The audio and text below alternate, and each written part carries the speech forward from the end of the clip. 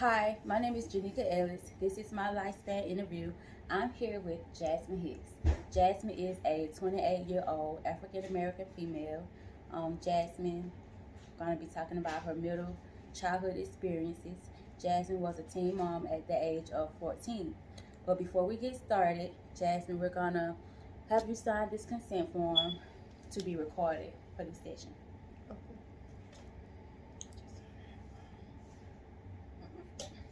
here.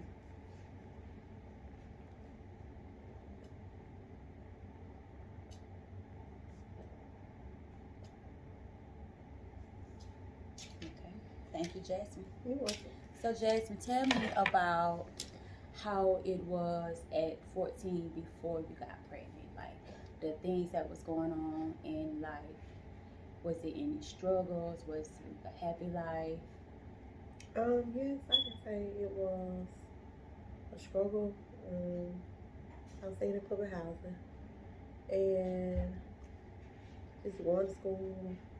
Or you live with your mom? Yes, I was living with my mom, and we were, into it a lot. We had several different arguments concerning, my behavior, my well-being, things of that nature. So you mentioned your behavior. How was your behavior at 14? Now that you're an adult, can you kind of tell me about how you felt when you was 14 to how you see yourself now as 28 and you can look back? I felt like no one understood how I felt. Like it was a different feeling, feeling alone. I was getting into fights at school. I was sexually active. So I would say,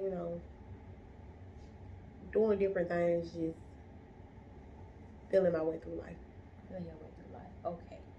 So, as you had your first child at 14, how did that experience change when you had a daughter or a son? I had a daughter. Okay, when you had your daughter, how did life change for you? Because you're in a different developmental stage. Talk about things that happen to your body, things that happen to you mentally. Body wise, I would say I lost weight for a while. I guess, due to the changing stress and hormones. Lifestyle wise, I was responsible for, being a mom. I had to get her up and take her to daycare. Well, come out from the hospital, I had to get her up in the middle of the night, feed her, bathe her, make sure she had on, clean clothes. I didn't know how to wash clothes, so I was able to wash her clothes. Fast forwarding after 6 weeks of had my 6 weeks postpartum, I was able to go back to school. At first, I was struggling with, keeping up in school due to the fact that I had a baby and I didn't have a designated babysitter. So that first year of having her, I would say it was rough. I was in the ninth grade. Um, I made it through ninth grade without having to go to summer school that year, but I made it through ninth grade. My 10th grade year is when I finally got her into daycare due to, CAPS assistance. After getting her in daycare, I was responsible for, combing her hair, packing her baby bag, and taking her to daycare.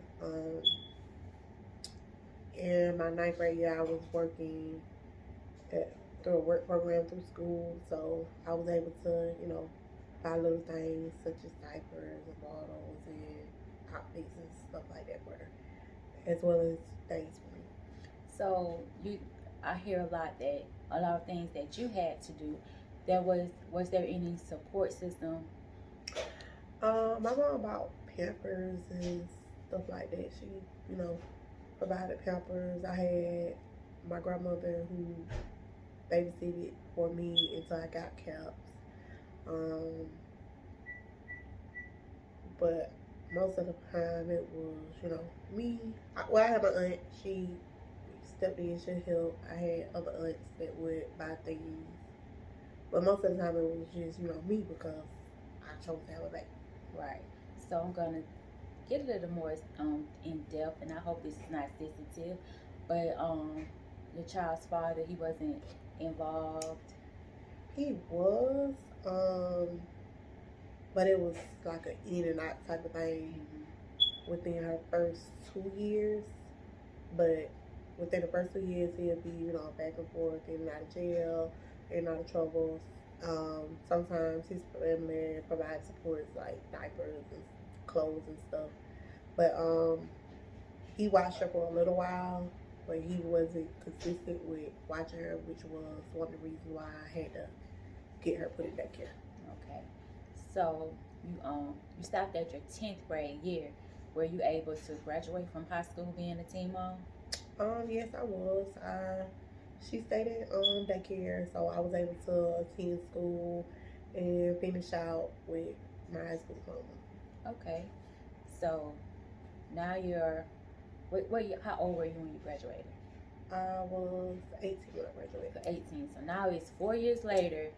You're 18. You have a child. Where were you in life then, mentally? Mentally, I was all over the place. I had one mindset, and that was to put a roof over her head and make sure she was, okay as far as clothes, shoes, and having someone to stay with us. That was more so my whole mindset at that age. Okay, so where were you emotionally? Have you had time to even think about? Not really. I was crying a lot, but I guess I would say depressed because I did cry a lot. Because around the time I got pregnant to the time, I don't know, like a couple years ago, I was just, crying. So you say you've been having crying since 14? Mm-hmm. Okay. Have you ever decided to talk to anyone about that? Maybe it may have started with like postpartum and it wasn't checked. You know what I'm saying? And then being that you was such a young age, I understand that you wouldn't know what postpartum was. But it's always good to reach out to somebody if you don't want to talk to family members. You can reach out to a teacher. You may reach out to the school counselor, and they'll be able to help you, with assistance like that. So being an adult, if you see a younger person, who's a teen mom, you can be an advocate for her with postpartum depression. Yeah. Yeah. Okay.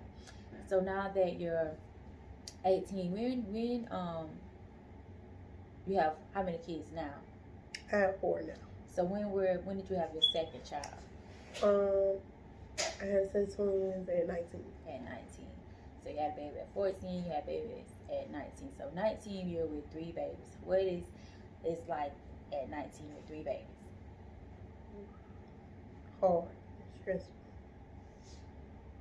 It was hard. It's just hard. Yeah. Did you work? I tried to. At that time, they had changed the regulations for how you are approved for CAPS. So, for a long time, I wasn't eligible for CAPS. After that, I went without working for like almost 2 years because, off and on. Like, I get a job, but I couldn't find anybody to watch them, and then I try to reapply for CAPS, and then I keep getting denied. So, for about 2 years, I was off and on, not working until I got accepted my kids got accepted for a Head Start program at Harvey Road. Okay. So, 2 kids, 19, and no job. How was you able to provide for your kids? I was going to school. Basically didn't go to school. I was just complete classes that I didn't even need just to get my financial aid. Okay. So now that you are 28, from 19 to 28, that is into we call it, it's still younger, it's young adulthood. You know, so you went from middle childhood to young adulthood. From to 28 now, how are you mentally? I would say I'm better. I'm not as stressed. I guess through experience and trial and error, seeing how things work and planning, and I would say support. Support. Okay. So how are things financially? Um, I feel like I'm doing okay financially. Not as good as I would like to, but I'm okay financially. So what's a career path that you have decided to take? Um, After working in the medical field for 7 years, I've been Let's start. You've been in the medical field for 7 years. When did you begin in the medical field? What year? in 2019. 2019. How old were you in 2019? I had just turned, I think, 21.